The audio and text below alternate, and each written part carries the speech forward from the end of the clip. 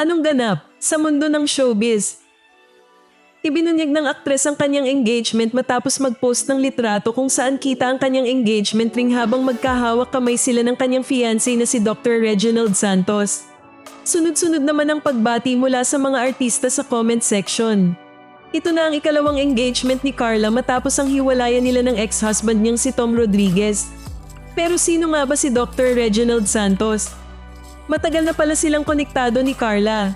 Ayon sa column ni Christy Fermin noong 2022, dating magkaklase sina Carla at Reginald sa OB Montessori Green Hills. At ayon pa sa ulat, nagkaroon sila ng higit 2 taong relasyon noong kabataan nila bago naghiwalay pero nanatiling magkaibigan. Napansin din ng publiko ang madalas na presensya ni Carla sa ilang events sa Diliman Doctors Hospital, lalo na noong October 18, 2023 sa grand opening ng DDH Center for Wellness kasama sina Tonton Gutierrez, Glidel Mercado, at Aiko Melendez. Pagdating ng July 2025, nag-post si Carla ng candlelit dinner photo kasama ang isang mystery man, ang unang senyales ng bagong pag-ibig matapos ang kanyang hiwalayan.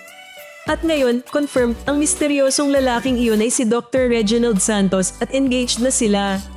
Sa tingin nyo, second chance love story ba ito? O masyado bang mabilis ang panibagong engagement ni Carla?